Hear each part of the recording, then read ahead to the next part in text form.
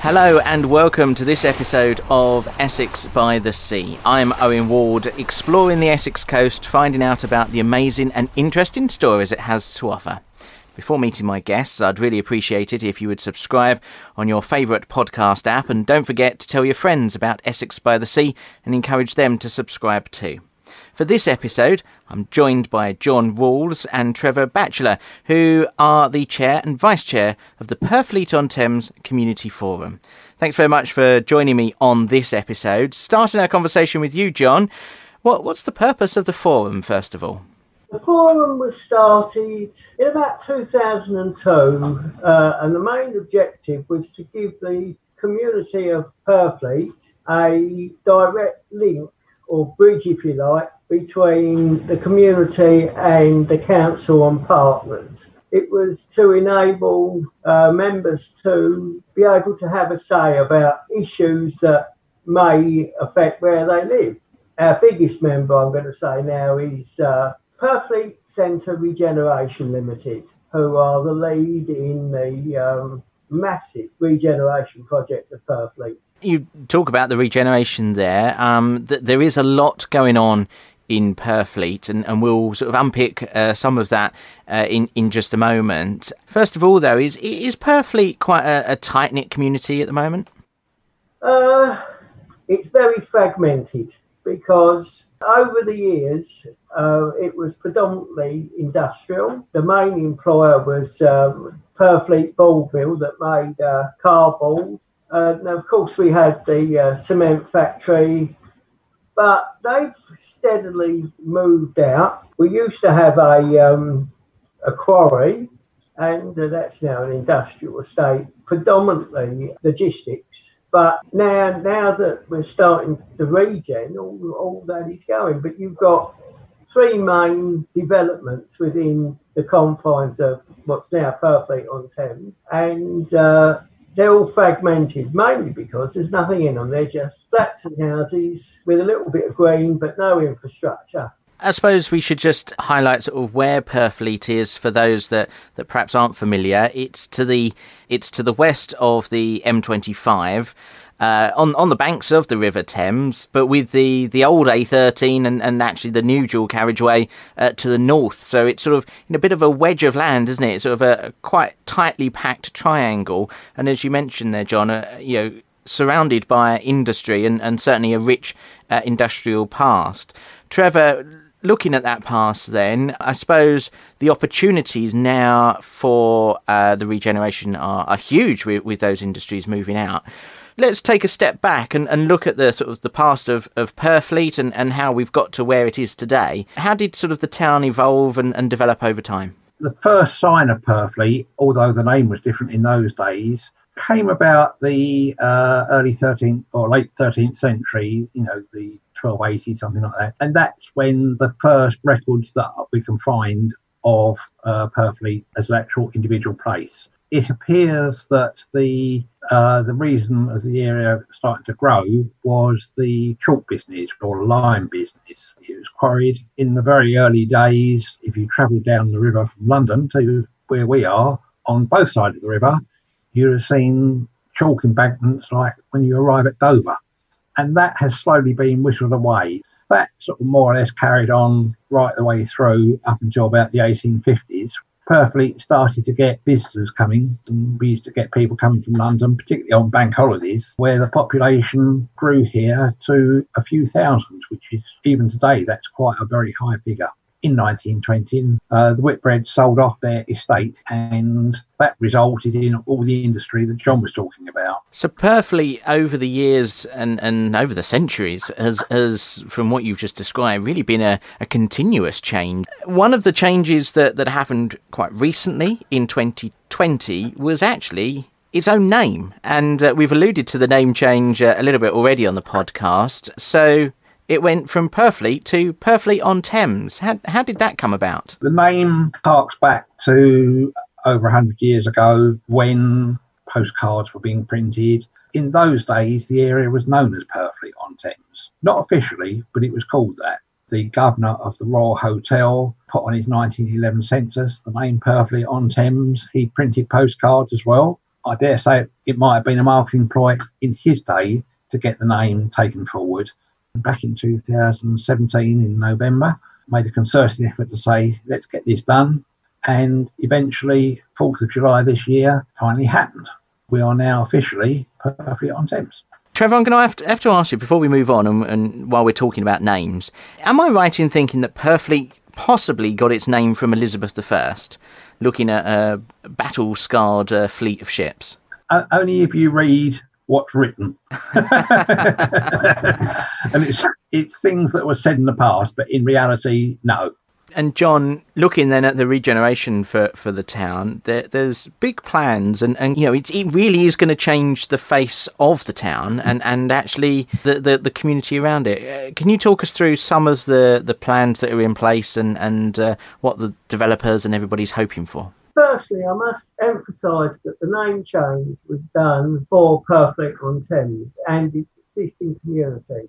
It wasn't done, as some people seem to think, for the benefit of the Regeneration company.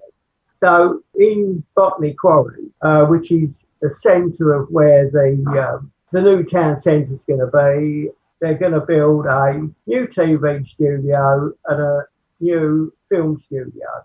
And then we've got a town centre which will have a supermarket, a new integrated health facility.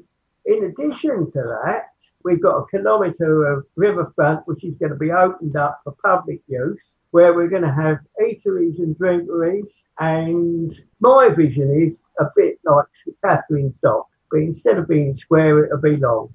There will also be a new railway station. So it's a far-reaching 15-year project.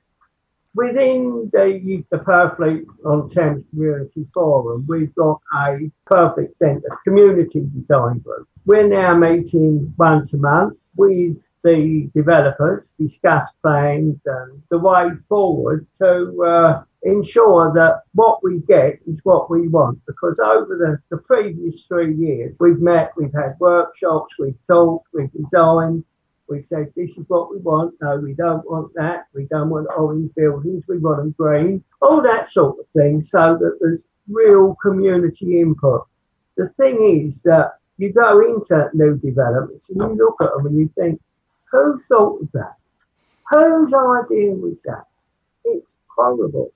So hopefully with our involvement, we will be able to ensure that it is what we want. And my vision is, as it progresses, if someone can look round as they're walking down a new high street and say, look at that was my idea, then I think we have done our job.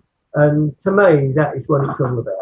And I think you hit the nail on the head there. In terms of new developments, often these are done, put in, developed, designed by people who are not local, who perhaps don't know the area as intricately as those that obviously live there. And as you say, you end up with something which looks nice on paper, but the practicalities and everything, perhaps not quite there. From what I'm picking up from our conversation on this episode of the podcast is that actually, you are embedded in that development of the town, which then surely is going to, as a community, you'll reap benefits once the project is complete and you've got a swanky new looking Purfleet-on-Thames. Well, that's the idea. It's all about having the community on board, because it's better for the developer if everybody agrees with what they want to do. Rather than them spending thousands of pounds putting it to the council. And I must add at this point, the council are 100% behind direct community engagement. And this is quite groundbreaking, really, because as you rightly said, developers don't ask the community. And if they do, they say, what do you think of this? What do you think of that? Everybody, oh, yeah, that sounds good. And that's first and last chance you have of saying what you think. And of course, it's not then until you get to planning that the community say, we didn't agree to that, we don't want that. And then the planner has to go back. Well, this way, the idea is that they don't have to go back, because when it goes to planning, everybody is in agreement. So it's potentially a win-win. Might take a bit longer, but we know what we want and we know what we've got in the minute is not what we want.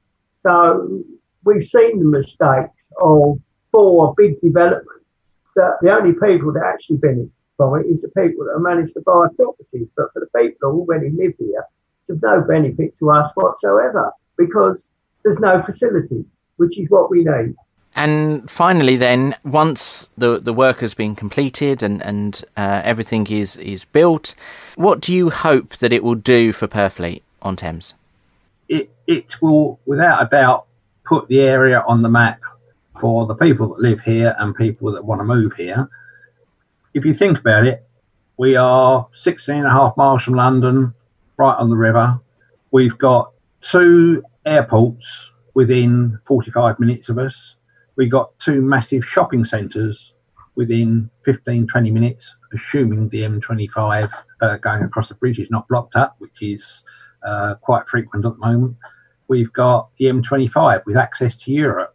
You know, the location itself is ideal. And if this was in the centre of London, this will be sort of like Millionaire Row without a doubt. It's not about that though, but it's about having all this easy access to Europe, to London, around Essex, into Kent, everywhere. It's so easily accessible, and we'll be having a new town to do it. It's not going to be just grey boxes. You know, it's going to have an arty feel if the development pans out the way that it's planned, giving it a more relaxed feel. There's new green spaces, the way they empty the bins. We're not going to have loads of bins sort of dangling around the streets, you know, different waste management. Just everything is going to be a little bit for the future that people will be able to have now within the next 10, 15, 20 years' time. So it's a very positive sort of future to look forward to. We want the area to be a place where people want to come, will go away and say to other folk, have you been to the Purfleet-on-Thames Lake? It's a fantastic place. And again, just final point with the river, we are also looking at having the Thames Clipper, having this as a point of boarding. So we're going to hopefully get that linked as well. And then people won't be saying Purfleet.